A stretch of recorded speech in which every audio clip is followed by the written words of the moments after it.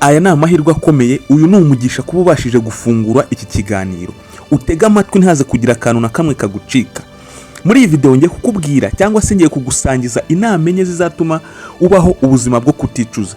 Kubera ko usanga hari ibintu tubaho mu buzima cyangwa dukora mu buzima kubwo kutabisobanukirwa cyangwa se kubwo kutabimenya ukazasanga twicujije nyuma. Nawe rero ntuzicuze kuba iki kiganiro waragitambutseho izi nama utazumvisha, kuko ndabizi ko nyuma yo kumva izi nama uzabaho ubuzima bwo kuticuza. Narabyiyemeje ko ibintu byiza byose byagirira abakunzi bacu umumaro yuko nzajya mbibasangiza. Niyo mpamvu tuba twaganiriye n'abahanga, tugasoma ibitabo bigiye bitandukanye, tugakora ubushakashatsi kugira ngo tubashe kukugezaho ibintu byiza kandi bisobanutse bizatuma ubaho ubuzima bwo kuticuza. Niyo mpamvu niba ugeze aha ngaha uri mushyashya, utega amatwi ntaze kugira ikintu na kimwe kigucika, kuko muri izi inama enye tugiye kuvuga birashoboka ko inama ya mbere, iya kabiri cyangwa iya gatatu ariyo waba ukeneye cyangwa se ariyo yakugira umumaro. Ngiye nitwa Papa Legacy, ngiye tugiye kubana. Niba uri mushyashya ugeze aha ngaha uze gukora subscribe niba utarayikoze, kandi niba nawe warayikoze uze gukanda kuri like, tubone yuko wakunze ikiganiro cyacu.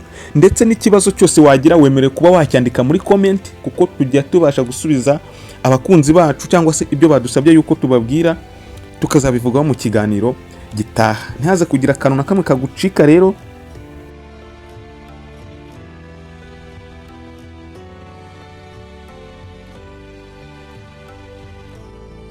Kuko ibintu uri buze kuvoma muri iki kiganiro ndabizi yuko uzanshimira nyuma. Rero reka tureke gutinda mu magambo, ahubwo tuze kuza gutangira. Ibi bintu nitujya kubivuga turaza guhera ku kintu cya kane tugana ku cya mbere, uze kureba ngo ese ikintu cya mbere ni ikihe. Tudatinze rero ndaje dutangire.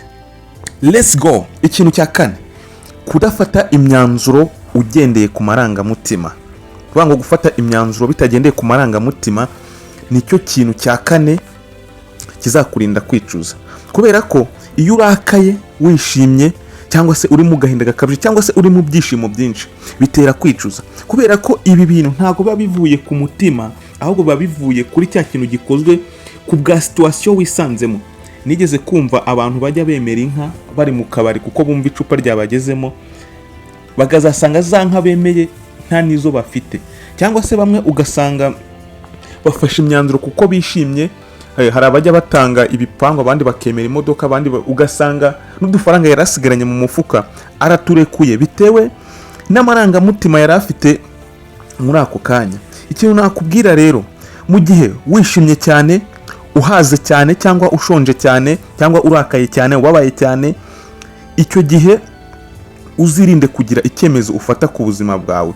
Kubera yuko ibitekerezo uzaba ukoze cyangwa se ibyemezo uzaba ufashe muri icyo gihe wishimye cyane cyangwa ubabaye cyane, ibyo bintu nta kintu bizakumarira. Hari igihe uzasanga koko ari ibintu byo kwicuza kubera ko wabikoreshejwe n'amarangamutima. Inama iri aha ngaha ni iyihe rero? Ugomba kuzafata imyanzuro cyangwa se ugomba kuzafata ibyemezo ushingiye ku bwenge, udashingiye ku marangamutima. Iki ni ikintu kizakurinda kwicuza. Ikintu cya gatatu, kuvuga make. Burya ijambo wavuze biragoye kurigarura, ntago rijya rigaruzwa, kandi mu magambo menshi habamo ibicumuro. Niyo mpamvu bigusaba kujya uvuga ibintu bikeya by'ingenzi, ukabanza ugasesengura, ese ni iki ngiye kuvuga? Iki kintu ngiye kuvuga ni iki kigiye gukemura muri society? Ese ni iki ku ruhande rwanjye, ni iki kigiye kumara? Ubundi njya numva bavuga ngo ijambo ridafite ikintu rimara muri society cyangwa ridafite ikintu rigufasha, birutwa no aho kurivuga, birutwa no kuricicika. Kubera ko ni rya jambo uzavuga ugasanga iri jambo rigusize mu mazi abira, kandi mu by'ukuri nta n'ikintu rigiye gukemura. Impamvu wabivuze ushobora kuzayicuza nyuma. Kubera ko kuvuga ibintu byose wishakiye bishobora gushyira ubuzima bwawe mu kaga, bikagutera kwicuza, kandi bikazafata ubuzima bwawe bwose. Hari ijambo ushobora kuvuga ukarifungirwa, cyangwa se iri jambo rikazagira ingaruka no ku bandi bantu bazagukomokaho, bikazatuma ubyicuza, cyangwa se iri jambo rikazagukoraho ushaje. Kubera ko ibyaha birababarirwa, ndetse hari n'ibintu bigeraho bikirengagizwa, ariko ijambo ryavuzwe, ururimi niyo nyama ikomeye cyane, nicyo cyuma gikomeye, niyo nkota ikomeye ishobora kwangiza umutima w'umuntu kandi idashobora kuba yasibanganwa.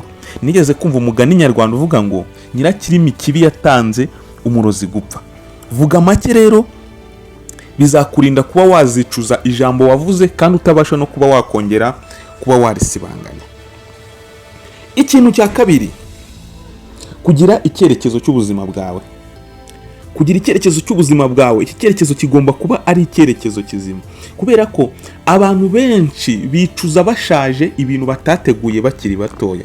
Rero ubu ngubu ntarirarenga, muri iki gihe ugomba kuba watangira gutegura icyerekezo cy'ahazaza hawe, ukavuga se ubuzima nshaka kubamo ni ubuhe, kubera ko nutabitegura ubu ngubu bizarangira ugeze mu gihe cyo kubyicuza kandi utabasha kubigenzura cyangwa se utabasha kuba wabisubiza inyuma. Ubuzima butagira icyerekezo burangiza nyirabwo, bikazatuma ukomeza kwicuza ushaje. Rero ntuzigere wicuza, kandi iki kintu waracyumvise.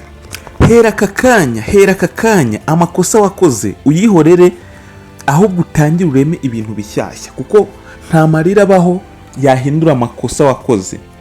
Nta kwicuza kuzakemura ibyapfuye mbere, ahubwo uyu munsi ushobora gutangira ugashyiraho icyerekezo kugira ngo ibyo wicuza bikubere nk'amasomo. Nyuma yo kumva iki kiganiro, nizere ko ibi bintu bitazongera kukubaho, kubera ko niba hari ikintu kibabaza cyane ni ukwicuza. Hari umugani nigeze kumva bavuga ngo iyo umuntu ababaye biramubabaza cyane, kubabara birababaza cyane, ariko noneho kwicuza byo bigashavuza. Kugira ngo wirinde kuzashavura rero, ni uko uzaba waririnze kuzicuza. Fata umwanzuro none, utangire urugendo werekeze ahantu ushaka kugera, aho ushaka kuzerekeza ubuzima bwawe, kuko nta muntu utangira urugendo atazi aho yerekeza. Tugana ku kintu cya mbere. Ikintu cya mbere ndabizi ko aricyo twese twari dutegereje. Mbere yuko tureba iki kintu, niba ugeze ahangaha ukiri gutega amatwi iki kiganiro, nagusaba gukora kuri subscribe, kuko ni inkunga ikomeye cyane uba uduhaye, kandi ibi nabyo ni ibintu utazicuza, kubera ko ibi bintu bivugirwa ahangaha cyangwa ibi biganiro tuba tuvugira ahangaha ni ibintu utakicuza kuba wakumvise. Niyo ibi byose bine twavuze bitakugira umumaro, ariko muri ibi byose ntabwo habura na kimwe kikugira umumaro. Ikintu cya mbere, hitamo inshuti z'umumaro. Hitamo inshuti z'umumaro. Iki ni ikintu utazicuza. Irinde abantu bagusubiza inyuma, kubera yuko abantu bagusubiza inyuma ni bamwe mu bantu wicuza, ukavuga uti aba bantu iyo nza kuba ntaragiranye ubushuti nabo. Hari umuntu nigeze kubona yanditse ngo hari inshuti utakaza Imana nayo ikaguha umugisha. Hari n'ikiganiro twakoze, uze gusubira mu biganiro bindi twakoze, uze kureba ikiganiro cy'inshuti ugomba guhita utakaza cyangwa se inshuti ugomba kureka mu buzima bwawe. Uze gusubira mu biganiro twakoze, uraza kubonamo inshuti 5 ukwiye kureka by Uncle Entertainment. Muri iki kiganiro bizagufasha guhita ubona kuri iyi ngingo turiho yo guhitamo inshuti nzima cyangwa se inshuti z'umumaro.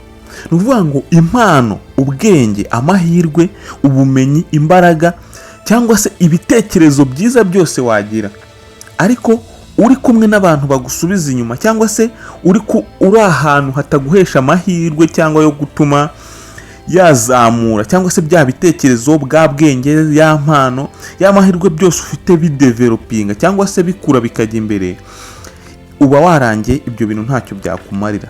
Shaka ahantu cyangwa se ushaka abantu bazatuma utazicuza kuba warabanye nabo, kubera ko hari umuntu cyangwa se hari inshuti ugira mu buzima ukavuga uti kuba naramenyanye n'iyi nshuti birutwa nuko nari kuba ntayifite.